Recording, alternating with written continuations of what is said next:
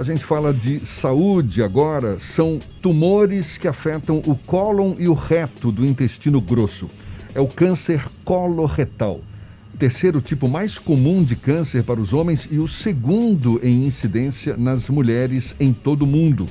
No Brasil, de acordo com o INCA, Instituto Nacional de Câncer, são estimados mais de 40 mil casos só para este ano e a maioria nos homens. Agora, em setembro, a Sociedade Brasileira de Coloproctologia realiza a campanha Setembro Verde para alertar a sociedade sobre a doença e formas de prevenção. A gente mergulha mais no assunto conversando agora com o médico coloproctologista e membro titular da Sociedade Brasileira de Coloproctologia, Ramon Mendes, nosso convidado aqui no Issa Bahia. Seja bem-vindo. Bom dia, doutor Ramon. Bom dia, Jefferson. Bom dia, Fernando. Obrigado pelo convite de poder participar do seu programa, de poder alertar um pouquinho a população sobre essa doença que é o câncer coloretal. Exatamente. Quais são as principais causas do câncer coloretal? Geralmente o câncer coloretal é uma doença muito silenciosa. Ela não é uma doença que mostra muitos sintomas, tá?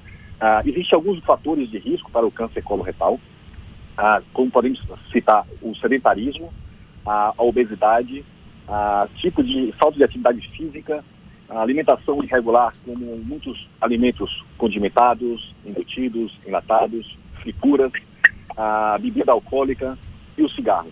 Tá? Esses são os principais fatores de risco. Porém, também tem a questão genética. Tá? O câncer coloretal está muito ligado a fatores genéticos. Agora, o senhor falou que é uma doença silenciosa, com poucos sintomas perceptíveis, mas que sintomas seriam esses? Os principais sintomas do câncer coloretal que levam a gente a ficar um alerta, o primeiro é o sangramento retal. Tá? Muitas vezes as pessoas não valorizam muito esse sintoma, acham que o sangramento pode ser uma doença hemorroidária e não procuram um especialista. Então o sangramento é um sinal de alerta para nós, principalmente aquele sangramento, aquele sangue misturado com as fezes, aquele sangue escuro, que muitas vezes a gente expressa como sangue picado, aquele sangue bem escuro mesmo nas fezes, são sinais de alerta. Aquela mudança do formato das fezes, então o paciente tinha as fezes mais formadas, e de uma hora para outra essas fezes começou a ter aquele formato em fita, mais afilada as fezes. A presença de muco nas fezes, aquele catarro das fezes também ao evacuar. Podemos também notar, muitas vezes, aquela mudança do hábito intestinal. O paciente começa a ter muitos quadros de diarreia, muito período de alteração, diarreia com prisão de ventre, a perda do apetite. Além disso, também podemos elevar os fatores como a perda de peso de uma forma inexplicada. Então, todos esses sinais são sinais de alerta e que levam o paciente a procurar um especialista para poder ter uma melhor investigação dessa patologia. Quando o senhor fala que o câncer coloretal é uma doença silenciosa, isso significa que o tumor também se desenvolve com uma certa lentidão? Exato. Isso que é o mais importante do câncer coloretal, é exatamente ele ser bem lento. Muitas vezes ele não é um crescimento tão agressivo. São poucos tumores coloretais que é mais agressivo. A maioria é de comportamento bem lento. Por isso que a importância da prevenção. A gente tem tempo para a gente poder diagnosticar o tumor e poder tratar numa fase inicial. Teve um caso muito recente que foi a morte do ator Chadwick Boseman, que era o Pantera Negra, né? Ele foi vítima de um câncer de cólon. E ele era uma pessoa relativamente jovem, pouco mais de 40 anos. Esse tipo de câncer acomete pessoas jovens? Como é que procede para fazer o tratamento dele? A maior incidência desse câncer é naquela população acima dos 50 anos. É a maior prevalência desse tumor. Tá? Mas muitas vezes ele pode acontecer na população mais jovem. Muitas vezes essa população mais jovem, a gente acaba não suspeitando do diagnóstico de câncer e a gente atrasa um pouco no diagnóstico. Tá? Então, muitas vezes os pacientes mais jovens, na verdade, ele, como é um tumor silencioso, ele é um tumor de crescimento lento, ele aparece, não apresenta sintomas, e quando chega a ter sintomas, já é que o tumor está um pouco avançado. Então, existem fatores genéticos, acho que é o principal nessa população mais jovem, o fator genético que está mais ligado a esses tumores na população mais jovem. E por ele ter esse crescimento bem silencioso, então muitas vezes quando faz o diagnóstico, como foi no caso do ator, ele já diagnosticou no estágio avançado, e mesmo com o estágio avançado ele conseguiu ter uma sobrevida desses 4, 5 anos aí com o tumor, mas realmente houve um atraso na descoberta da lesão no corpo dele. O senhor fala que a incidência maior é para pessoas com mais de 50 anos de idade. É a partir dessa idade, dos 50 anos, que recomenda-se os exames preventivos? Exato. Quando a gente vai fazer como é um tumor de crescimento lento, então sempre escolhe uma idade onde tem a maior prevalência. Então a ideia do rastreamento, essa investigação do câncer coloretal, a sociedade escolheu a partir dos 50 anos estar realizando a colonoscopia, mas hoje, a partir dos 45, a gente já começa a fazer uma triagem, tá? Não precisa ser exatamente com a colonoscopia, mas o paciente tem que ter um acompanhamento a partir dos 45 anos. Por quê? Qual o objetivo disso? Se eu começo a fazer uma investigação a partir dos 45 anos, eu vou conseguir pegar a maioria dos pacientes que tenham câncer coloretal. Tá? Óbvio, aqueles pacientes mais jovens vão fugir um pouquinho desse rastreamento, já não vai conseguir pegar nessa fase de rastreamento pela idade, mas a gente consegue abranger a maior parte da população, dando um diagnóstico mais precoce. O tratamento para esse câncer inclui quimioterapia? Existe algum tipo de tratamento mais invasivo, como cirurgia? Ou como é que funciona ele? Tá. Primeiro a gente vai fazer o diagnóstico. Então, um dos exames que nós usamos para o diagnóstico, é o exame padrão ouro para o diagnóstico do câncer coloretal, é a colonoscopia. Tá?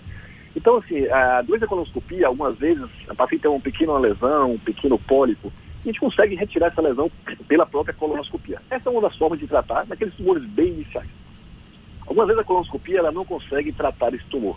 E aí ela faz a biópsia dessa lesão, onde vai fazer o diagnóstico, e a gente encaminha o paciente para o tratamento. O principal tratamento do câncer coloretal realmente é o tratamento cirúrgico, é a remoção dessa lesão, desse tumor coloretal. Então, naqueles tumores, na fase mais iniciais, ele faz somente o tratamento cirúrgico e muitas vezes não precisam complementar com o tratamento. Alguns tumores, principalmente o câncer de reto, quando já tem um crescimento maior nessa região, a gente primeiro encaminha o paciente para um tratamento de rádio e quimioterapia, que tem uma função de ter uma regressão maior desse tumor, uma melhor resposta do tumor, para após isso o paciente submeter a uma cirurgia. Então, acho que o principal do tratamento do câncer coloretal é você ter todo um time, uma equipe, um centro de referência para o tratamento do câncer coloretal, onde todos os casos devem ser discutidos em equipe, definindo qual a melhor forma. Começar já diretamente pela cirurgia, começar por uma rádio, quimioterapia, e aí sim montar uma estratégia, um tratamento personalizado para cada paciente. Existe um pouco de preconceito quando as pessoas vão fazer uma consulta com o proctologista e fazer os exames necessários para identificar o câncer de cólon? Aquele preconceito em relação à consulta com o coloproctologista existe realmente por ter a questão do toque retal, tá? Da avaliação do canal anal. Porém, se você me questionar, para fazer uma consulta, uma avaliação, muitas vezes, só pela conversa, a gente já consegue fazer o diagnóstico, que é a suspeita. Então, se você encaminha o paciente para uma colonoscopia, onde eu faço a avaliação de todo o reto e o cólon, o toque retal ele só é essencial na avaliação da parte final do reto. Tá? Se você me perguntar, muitas vezes eu falo para os pacientes, acho que o mais importante é cuidar da saúde, ter uma saúde boa, uma saúde saudável. O exame de toque retal, de avaliação do canal anal, ele não vai mudar o paciente, não é um preconceito que realmente não tem que cair por terra. Acho que se a gente faz um diagnóstico precoce de um câncer, então muitas vezes no toque retal eu consigo perceber alguns tumores só pelo exame, tá? Principalmente aqueles tumores mais baixos, e você pode estar salvando a vida. Então acho que é muito mais fácil a gente salvar a vida do que ter esse preconceito da população. Não tenha dúvida. Me diga mais uma coisa, a colonoscopia, que é esse exame mais convencional, não é, para a investigação do intestino, ele deve ser feito com qual periodicidade? Bom, a colonoscopia, que é o nosso exame de rastreamento e diagnóstico, ele é feito na população geral entre 45 e 50 anos um exame, tá? A partir desse exame, baseado no resultado desse exame, a gente define se vamos precisar repetir com 1 ano, 3, 5, 7 anos. O que é que define essa frequência? Por isso que é bom ter esse acompanhamento médico. Isso vai depender. Se o primeiro exame que eu faço, eu tiro algum pólipo, então depende do número de pólipos que foram retirados, que são aqueles pequenos tumorizinhos, a maioria benignos. Depende do tipo da biópsia desses pólipos e do tamanho desses pólipos. Isso é que vai definir para a gente. Por exemplo, aquele paciente que tem um pólipo de 2 centímetros ou maior que 2 centímetros, ele deve fazer uma nova colonoscopia entre 1 e 3 anos. Aquele paciente que tem uma colonoscopia, primeira colonoscopia aos 50 anos, uma colonoscopia normal, eu posso deixar para fazer uma próxima colonoscopia a partir dos 8 anos após o primeiro exame. Então, são esses detalhes, na verdade, que é importante ter esse segmento, um acompanhamento com o especialista, para definir a frequência de acompanhamento, e a função de fazer o exame, na verdade, é se prevenir. Eu não quero fazer um exame e achar o tumor. Eu quero exatamente, muitas vezes, achar esses pólipos pequenos, eu poder remover com uma colonoscopia e estar evitando que esses pólipos eles tenham uma transformação para um tumor maligno. Doutor Ramon, para a gente encerrar, essa estimativa do Instituto Nacional do Câncer de 40 mil casos só para este ano no Brasil, a maioria nos homens, é um número que surpreende ou está dentro da média? Realmente teve um aumento na incidência do câncer coloretal. Para esse ano, a estimativa realmente que ele seja o segundo, tanto no sexo masculino quanto no sexo feminino. Cresceu bastante, sim. Acho que muitas vezes, acho que por essas campanhas, essa divulgação, as pessoas têm feito o exame mais precocemente, têm feito um diagnóstico mais precoce. Acho que a imprensa e vocês aí têm ajudado muito nessa divulgação.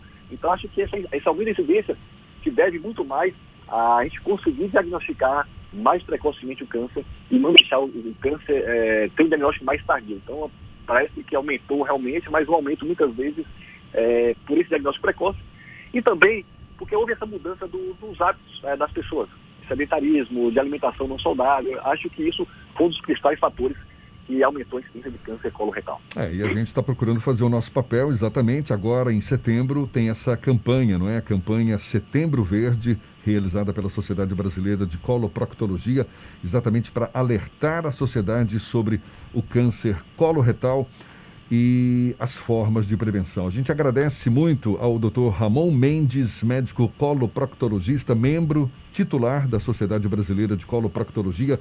Muito obrigado pela sua disponibilidade, pela atenção dada aos nossos ouvintes. Um bom dia e até uma próxima, Dr. Ramon. Obrigado, Jefferson, Fernando, pelo espaço. E a gente é muito agradecido realmente por você estar divulgando essa doença. É algo que precisa alertar a população. A gente fugiu um pouquinho daquela só câncer de mama, só câncer de próstata. E a importância, sim. E acho que esse papel de vocês é espetacular para os nossos ouvintes. Tá certo, muito obrigado mais uma vez. Olha, conversa que vai estar disponível na íntegra logo mais nos nossos canais no YouTube, Spotify, iTunes e Deezer, 7:52 na tarde FM.